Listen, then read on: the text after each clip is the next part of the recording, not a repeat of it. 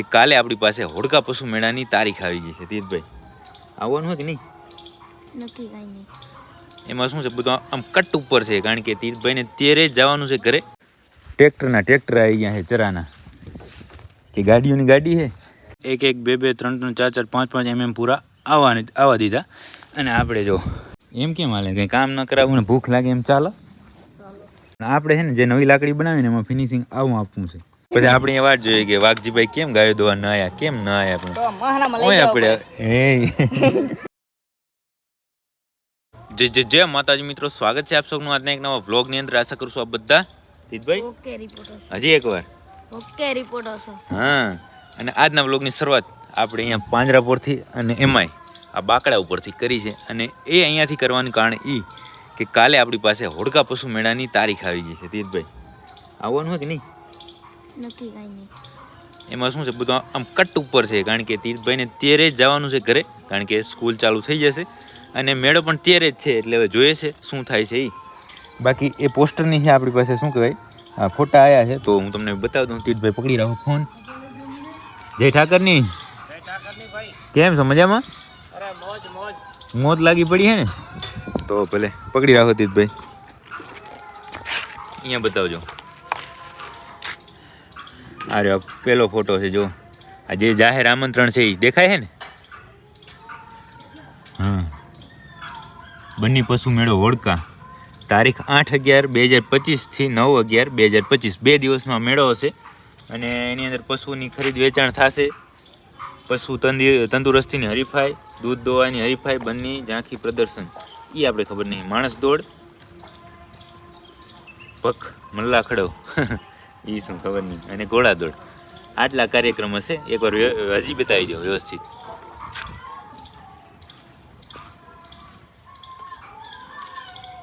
એના પછી જો આ છે આ બન્ની પશુ મેળો, મુખ્ય કાર્યક્રમની અંદર બધું જે બધું એની માહિતી છે. પણ મેન શું છે, આપણે આ જોવાનું છે. 8 તારીખ અને 9 તારીખના છે. અને ઇનામ જો આવી રીતે હશે. ભેંસની તંદુરસ્તીનું પેલો ઇનામ છે 15,000, 12,000, 10,000, 8,000 અને 6,000. 5 ઇનામ ભેંસના આવશે. પછી ભેંસની દોવાઈનું 15,000, 12,000, 10,000 એ તો સેમ ટુ સેમ છે. પછી ખડેલીનું એના 10,000, 8,000, 6,000, 5,000 અને 4,000. પછી પાડાની તંદુરસ્તીના 15,000, 12,000, 10,000, 8,000 અને 6,000. ગાયની તંદુરસ્તીમાં 15,000, 12,000, 10,000, 8,000 અને 6,000. ગાયની તંદુરસ્તી બસ સેમ ટુ સેમ જ છે, બીજું કાંઈ નવું નથી આમાં. બરાબર? તો જે કોઈ પણ મિત્રને આવવું હોય એ આવી જજો. કાંકરેજ ગાયોના ઘણા બધા ફોન આવતા હોય કે ગાય લેવી છે, આમ લેવું હોય, તેમ લેવું હોય, વાછડી લેવી છે. તો જેને પણ લેવી હોય ત્યાં આવી જાજો, એટલે બધાને મળશે. અને સીધા ધણી થ્રુ એમ, હું વચ્ચે તમને બતાવું ને એમાં મજા ન આવે.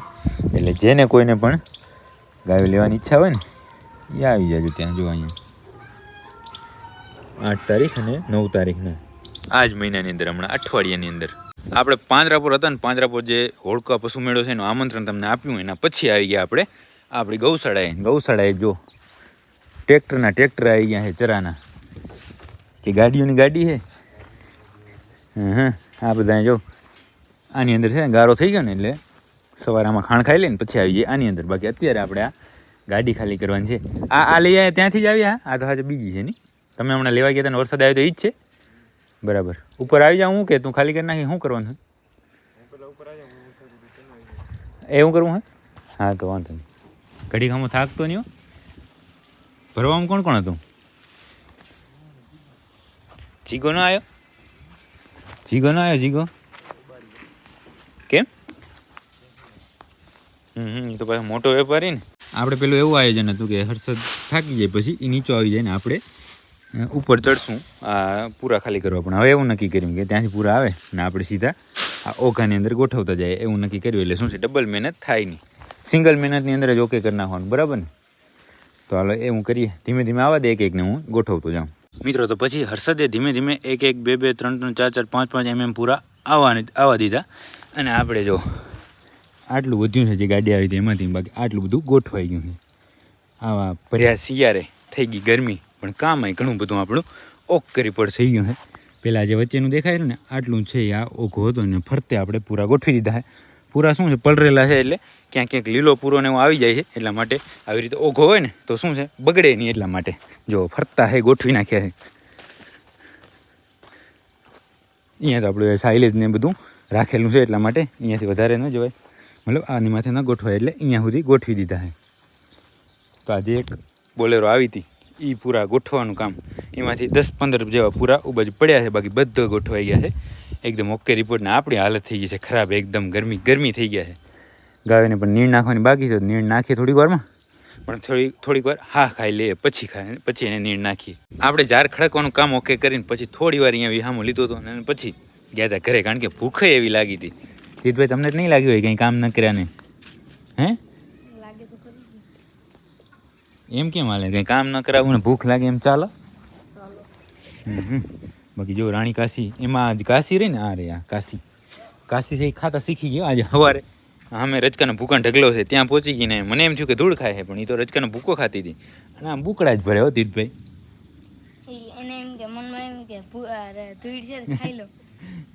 એને મનમાં જે હોય તે પણ ખાતી હતી. બાકી ફેમિલી બધી જો આ એને અહીંયાથી જે ગાડી આવી હતી ને, ગાડીમાંથી ડાયરેક્ટ હર્ષદે 2 પૂરા અંદર નાખ્યા ને, ખાઈને આરામથી બેઠી છે. અને બાકી એક બીજી વાત જો આ લાકડી જોઈને મને યાદ આવ્યું, હમણાં જણાવું. હવાડો ભરેલા ને કમ્પ્લેટ. મલ્લીરબાઈને શું કહે છે? આપણે જે લાકડી બનાવી ને અત્યારે એની અંદર મેં ચાપડા આવી રીતે કાપવાની કોશિશ કરી હતી, પણ કપાણા નહીં.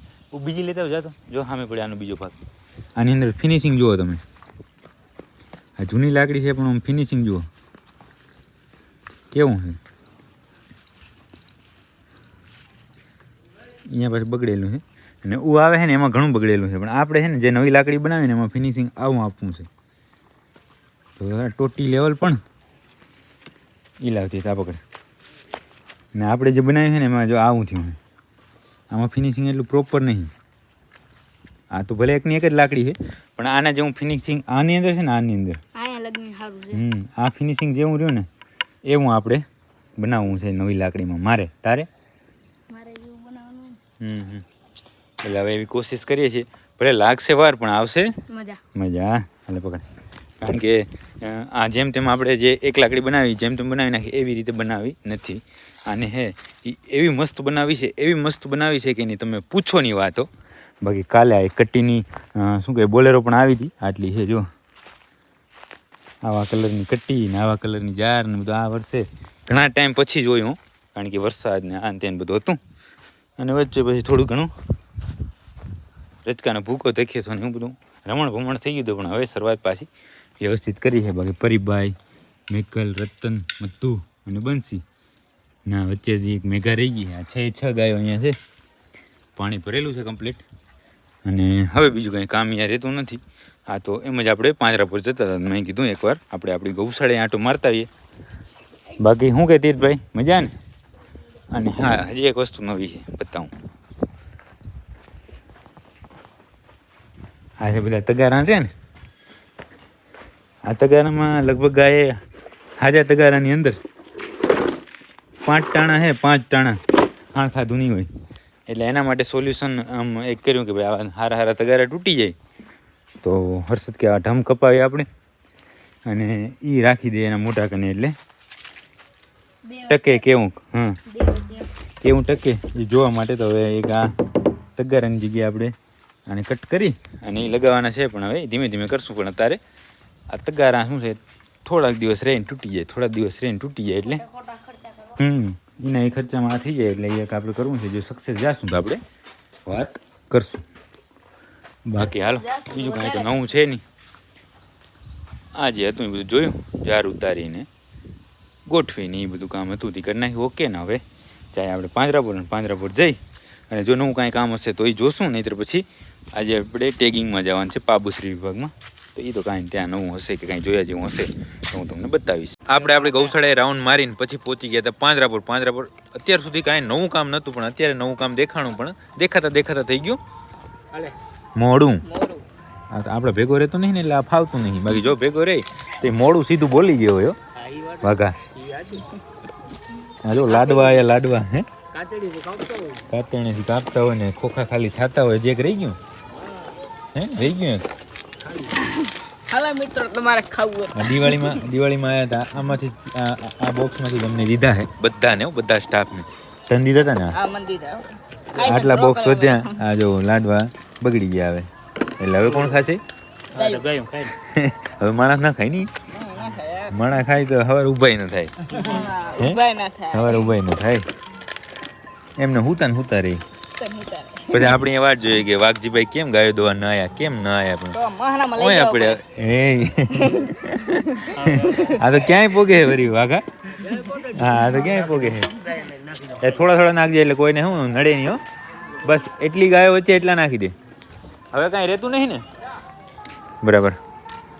આપણા ભાઈબંધ ભાણે જે તગારું લીધું માથે. લાવ દરવાજો ખોલ દઉં. એક એક બે બે હો. બસ એમનું નાખતો જા, જોજો હમણાં આવશે.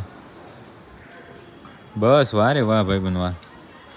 એમને એમ નાખી દે એટલે કોઈને ન નડે. હો બાકી આ શું છે, વધારે ખાઈ જાય તો આમાં આવે અનાજ ને બધું આવે એટલે ચોટી જાય ને ગાયને હેરાન થાય. એવું નહીં કરવાનું બધાને. હો થોડા થોડા. મિત્રો તમે લાસ્ટમાં જોયું જ્યારે આપણે હતા પાંજરાપુર, અને ત્યાં લાડવા ખાલી કરવાનું કામ ચાલુ હતું. એના પછી આવી ગયા સીધા ઘરે. ચીતભાઈ તો જો લેપટોપમાં જોએ છે પિક્ચર.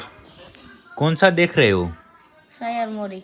भाई ना हम સૈયર મોરી રે. વાહ રે વાહ.